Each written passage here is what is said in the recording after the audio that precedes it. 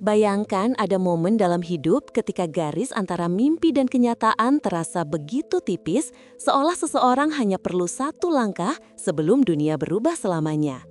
Bagi seorang gadis kampung dari Sidrap, garis itu muncul bukan dari panggung besar, bukan dari kontrak mewah, tetapi dari satu ucapan, satu janji yang datang dari sosok yang tak pernah ia bayangkan akan menyebut namanya.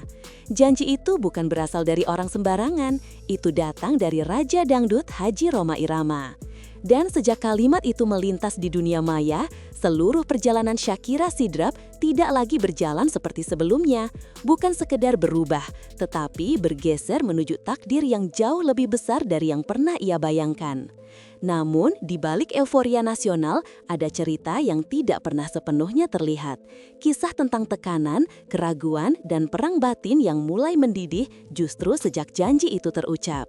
Dan itulah awal dari perjalanan ini. Jauh sebelum sorotan kamera mengejarnya, Shakira hanyalah gadis muda yang tampil di panggung sederhana. Panggung dari triplek, lampu seadanya, pengeras suara yang kadang pecah. Tidak ada kru profesional, tidak ada editor video, tidak ada publikasi nasional. Namun ada satu hal yang membuat orang berhenti, suaranya. Tidak banyak yang tahu siapa dia, tetapi begitu ia mulai bernyanyi, suasana hajatan berubah. Orang-orang menoleh, anak-anak berhenti bermain, para ibu terdiam sesaat. Suara itu terasa membawa cerita yang jauh lebih besar dari ukuran tubuhnya. Nama Shakira Sidrap mulai berpindah dari satu telinga ke telinga lain, tanpa sponsor, tanpa manajer, tanpa strategi viral. Hanya kekaguman murni dari mereka yang mendengarnya secara langsung. Dan pertanyaan pun mulai menyelinap di antara warga. Siapa sebenarnya gadis ini? Pertanyaan itu akhirnya menuntunnya ke panggung nasional. Masuk ke Dangdut Academy 7 bukan keputusan ringan. Ribuan orang mencoba setiap tahun, ratusan gugur, dan hanya segelintir yang berhasil menginjak panggung utama. Shakira tahu ini bukan jalur mudah. Ia bukan datang dari kota besar, bukan dari keluarga musisi, bukan pula dari sekolah vokal bergengsi. Namun, ia datang dengan keyakinan bahwa suara dari kampung pun berhak berdiri sejajar di panggung nasional. Penampilan awalnya direkam seadanya. Tetapi justru dari kesederhanaan itu, potongan klipnya merayap memasuki algoritma. Timeline orang-orang mulai dipenuhi wajahnya yang tersenyum malu-malu, namun bernyanyi dengan penghayatan yang menusuk. Komentar pun berdatangan, dari pujian, perbandingan dengan penyanyi besar, sampai prediksi bahwa ia bisa melesat jauh jika diarahkan dengan tepat. Tanpa ia sadari, roda besar mulai bergerak. Lalu datanglah momen yang menggetarkan seluruh dunia dangdut. Rhoma Irama menyatakan siap membuatkan album khusus untuk Shakira jika ia berhasil masuk 10 besar. Dalam hitungan jam, nama Shakira Sidrap meledak. Grup WA keluarga ramai, komunitas dangdut di Facebook memanas, TikTok dipenuhi video pembahasan. Para penggemar musik Melayu mendadak mengawasi perjalanan seorang gadis dari Sidrap. Ada yang ragu, ada yang bingung, ada yang yakin sang maestro tidak mungkin berbicara sembarangan. Namun apapun reaksi orang, satu hal jelas, janji itu mengguncang emosi jutaan pasang mata. Bagi penyanyi muda, kesempatan seperti itu ibarat pintu emas menuju sejarah. Tetapi untuk Shakira, pintu itu ternyata penuh duri. Di panggung, sorot lampu begitu terang, tepuk tangan begitu meriah. Namun di balik semuanya, ada tekanan yang tak pernah diketahui publik. Setiap kali namanya dipanggil, bukan hanya suara penonton yang ia dengar, tetapi ekspektasi yang menggantung di udara. Tidak boleh salah nada, tidak boleh goyah, tidak boleh mengecewakan. Karena rumor mengatakan Rhoma Irama sedang memperhatikan. Dan di balik panggung, pertanyaan itu terus menghantuinya. Apakah aku pantas? Apakah suaraku cukup kuat? Mampukah aku mencapai 10 besar? Senyumnya di kamera memang indah. Tetapi tak ada yang tahu peperangan kecil yang berkecamuk setiap malam sebelum ia memejamkan mata. Namun ada satu hal yang menjaga langkahnya tetap stabil. Ingatan tentang Sidrap, tentang keluarga yang selalu percaya, tentang tetangga yang menonton kompetisi bersama, tentang spanduk dukungan yang dibuat dari kain sederhana. Itulah jangkar yang membuatnya bertahan.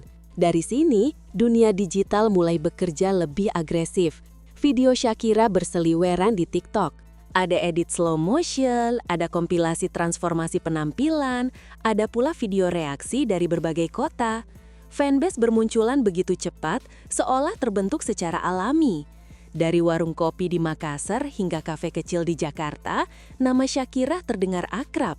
Bahkan pengamat musik ikut angkat suara. Tonnya lembut tapi dalam, karakternya kuat, ada sesuatu yang sulit dijelaskan tetapi terasa. Dan di titik inilah, rumor mulai menguat bahwa Rhoma Irama mungkin melihat potensi jangka panjang dalam dirinya. Sebuah potensi yang lebih besar dari kompetisi itu sendiri. Sepanjang karirnya, Rhoma Irama dikenal sangat selektif.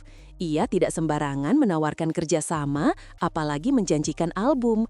Karena itu, publik mulai bertanya, apa yang ia lihat dalam diri Shakira? Sebagian menyebut auranya berbeda, cara ia berdiri, cara ia menghormati lagu, cara ia memandang kamera dengan tenang namun mengikat.